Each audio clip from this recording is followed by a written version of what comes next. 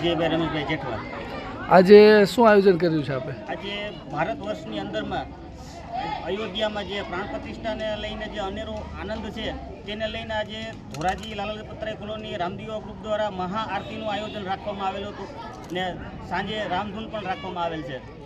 શું કહેશો લોકોને, શું સંદેશો આપશો અયોધ્યા પર? આજે જ્યારે આખું ભારત વર્ષ નહીં પણ આખું આજે દુનિયામાં વસતા હિન્દુ સનાતન ધર્મીઓ માટે આજે ખૂબ મહત્વનો દિવસ છે, કારણ કે આજે 500 પણ નહીં બીજી પણ વધારે વર્ષો પછી આજે ભારતની અંદરમાં જ્યારે રામ ભગવાન એના પોતાના નિવાસ સ્થાને બિરાજમાન થઈ રહ્યા છે ત્યારે આખા વર્લ્ડની અંદરમાં ને પણ ભારતને દુનિયાના ખૂણે ખૂણે જે હિન્દુઓ વસે છે ત્યાં અનેરો આનંદ જોવા મળે છે।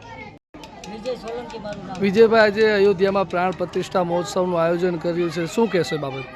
આજે ખૂબ આનંદનો પ્રસંગ છે આપણે જે રામ જન્મભૂમિ પર આજ ઘણા વર્ષ પછી જ્યારે પ્રાણ પ્રતિષ્ઠા થવા જઈ રહી છે, શ્રી રામ બિરાજમાન થવાના છે, તો આજે ભારતમાં દરેક જગ્યાએ ખૂબ મંદિરમાં શણગાર્યા છે અને બહુ સારું આયોજન કરેલું છે। તો અમે પણ રામદીવા ગ્રુપે આ મંદિરમાં ભવ્ય આયોજન કરેલ છે અને મહાઆરતી અને મહાપ્રસાદ ને બધું આયોજન કરેલ છે। શું લાગી રહ્યું છે તમને, કેવું દેખાઈ રહ્યું છે અયોધ્યામાં પ્રાણ પ્રતિષ્ઠા થઈ રહી છે બાબતે? ખૂબ અનેરો આનંદ આખા વર્લ્ડમાં ઉમંગ ઉત્સાહ સાથે બધા હળી મળીને શ્રી રામનું નામ ભજી રહ્યા છે ત્યારે ખૂબ માહોલ મસ્ત છે, તો મજા આવે।